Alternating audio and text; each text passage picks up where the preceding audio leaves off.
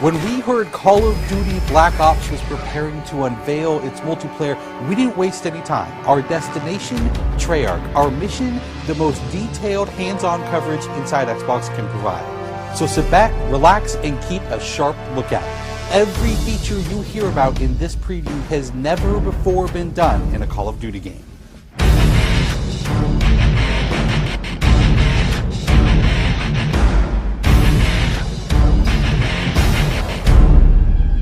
We begin where the multiplayer trailer for Black Ops left off, with theater mode.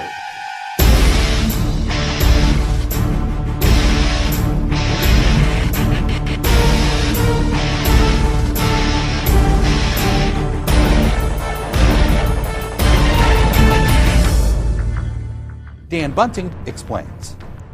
You can switch the camera from any player's perspective in both first person and third person. You can detach the camera and go into free cam mode, which allows you to fly anywhere on the map, basically. It's really interesting when you pause the game and go into free cam, you just see all the particle effects just in their full glory, just frozen in time, and it makes some really awesome footage. We really want to give players the tools to be creative, make their own machinima, make their own highlight reels. Maybe they're really competitive clans that want to just capture the films from their matches and then go back and analyze what the other team did or whatever.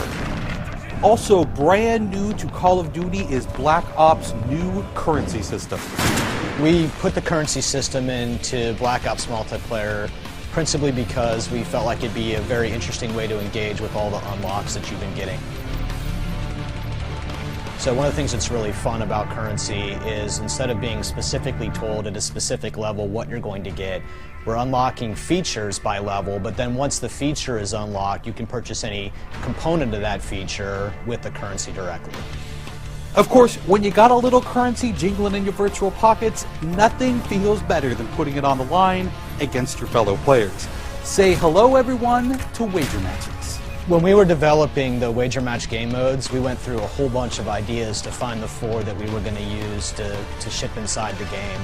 And really, if it wasn't people screaming in joy and frustration when they were sitting around the office playing, it wasn't good enough to be a wager match. Wager matches are all free-for-all modes, and they exist separately from the standard playlist. They include game modes like Gun Game, where you're in a race to score a kill with 20 different weapons, beginning with pistols and advancing through ever more explosive weaponry. It's extremely rewarding for us as a design team to put something up there that people are reacting to really well and that's slightly different than what they get, and everyone loves the core game, and you have to be very careful when you're finessing the core mechanics of the game. But wager matches let us kind of get our creativity flowing and do some things that you're not normally used to, and then spin them up in unique ways and combine things in ways that you haven't seen before, that you never really thought of, and that wouldn't be appropriate for the core game but are completely appropriate for wager matches. While the classic Call of Duty challenge system is still very much in place, Black Ops is also adding a new feature called contracts. Right, so if you're using the contract system, you actually have to put up a little of your own currency in order for a bigger payday. And depending on the contract, some contracts pay XP, some pay more currency, some pay both. But they're all time limited, and it's game time limited, so you have to go to work to accomplish that contract within the time period in order to get paid.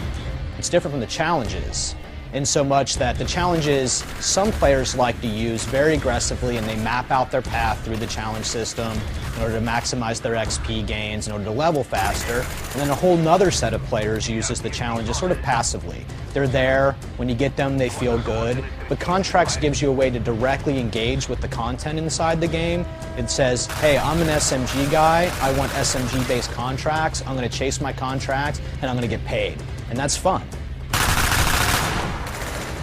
Another focus for Black Ops is player customization, including things like unlockable face paint, unique perk-specific character models, and a whole lot of weapon customization.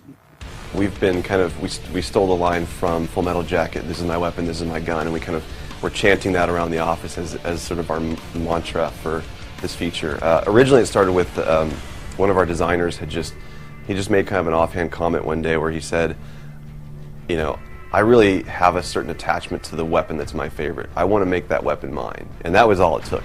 So from there it was just, what are the things that are cool? It's like, put your clan tag on your gun, of course. And we've got, the implementer by itself is an element of creativity for players. And then the reticles, of course, so why not give people the option to select what kind of red dot they have. Maybe they don't like a dot, maybe they like a circle, maybe they like a triangle, maybe they like a standard crosshair, maybe they just want a line. And then there is combat training, which allows you to get comfortable with the trappings of multiplayer by competing in matches against AI-controlled opponents.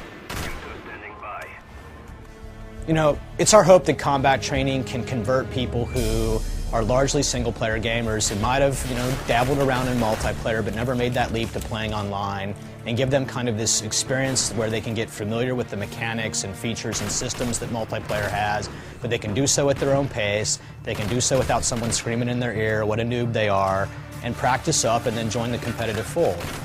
Experienced players could use combat training to practice up on a particular weapon, a particular tactic, or a particular map. So we think it appeals to both audiences, but most directly, it was designed to help new players get into the mix.